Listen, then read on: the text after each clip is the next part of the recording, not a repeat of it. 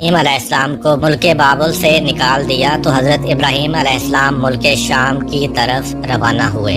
ان کے ساتھ ان کی بیوی حضرت سارہ اور ان کے بھتیجے حضرت لوط علیہ السلام تھے۔ جب حضرت سارہ کا نکاح حضرت ابراہیم علیہ السلام کے ساتھ ہوا تو حضرت سارہ کافی آسودہ حال تھیں۔ ان کے پاس بہت سی زمینیں اور مویشی تھے۔ آپ نے تمام اموال حضرت ابراہیم علیہ السلام کو بخش دیے۔ حضرت ابراہیم علیہ السلام نے اپنی مہارت سے تمام امور کی اصلاح کی۔ مویشیوں اور زراعت میں ترقی ہوئی، یہاں تک کہ بابل میں کسی کا حال ان سے بہتر نہیں تھا۔ اس لیے یہ سارا مال نمرود نے حضرت ابراہیم علیہ السلام سے لینے کی کوشش کی، جس کا تمام احوال اور حضرت ابراہیم علیہ السلام کی ابتدائی زندگی پر تفصیلی ویڈیو ہم پہلے ہی بنا چکے ہیں، جس کا لنک ڈسکرپشن میں دیا گیا ہے۔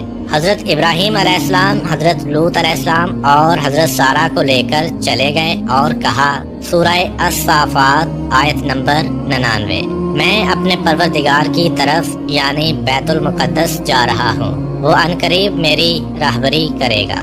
حضرت ابراہیم علیہ السلام ایک غیور انسان تھے، اس لیے انہوں نے اس سفر میں اپنی بیوی حضرت سارہ کو ایک صندوق میں بند کر دیا تاکہ وہ غیر مردوں کی نظروں سے محفوظ رہیں۔ لیکن راستے میں قبطیوں کے ملک یعنی مصر میں پہنچے، جس پر ایک عرب بادشاہ حکومت کرتا تھا۔ اس ملک کی سرحد پر ایک سپاہی نے حضرت ابراہیم علیہ السلام کو اپنے مال کا محصول ادا کرنے کے لیے روک لیا۔ وہ آپ کے سامان کی جانچ پڑتال کرتے کرتے اس صندوق کے پاس آیا اور بولا، یہ صندوق کھول کر دکھائیں۔ حضرت ابراہیم علیہ السلام نے کہا، فرض کرو کہ یہ صندوق سونے یا چاندی سے بھرا ہوا ہے، اب اس کے لیے جو کچھ تم چاہتے ہو میں وہ تمہیں دے دیتا ہوں، لیکن تم اس کو مت کھولو۔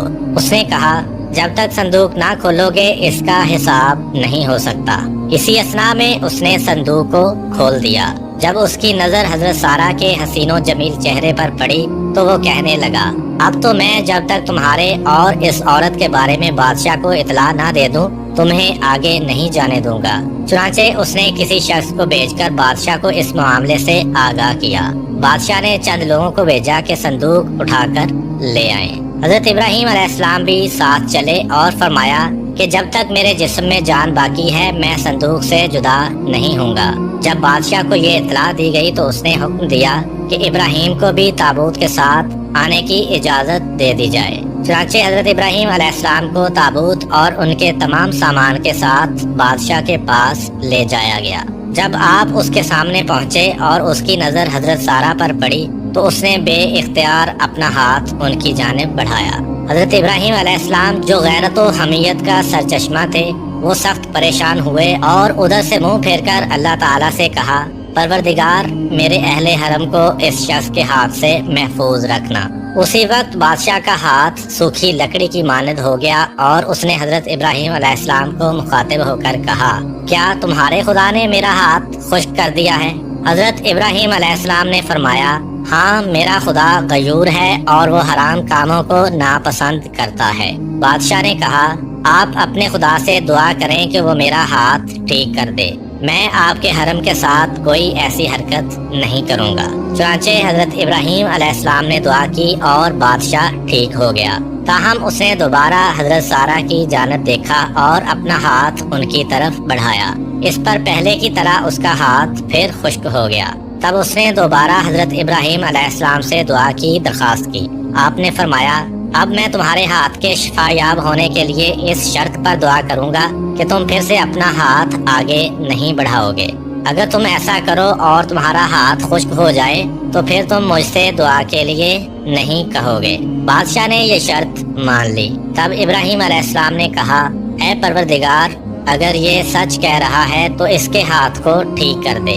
اس پر بادشاہ کا ہاتھ اپنی اصلی حالت پر آ گیا اور اس کے دل میں حضرت ابراہیم علیہ السلام کا رعب بیٹھ گیا اور اس نے حضرت ابراہیم علیہ السلام کی بڑی تعظیم و تکریم کی اور کہا کہ تم بے خوف رہو، تمہاری حرمت یا تمہارے اموال سے اب میں باز رہوں گا، جس جگہ چاہو جاؤ، لیکن تم سے میری ایک حاجت ہے۔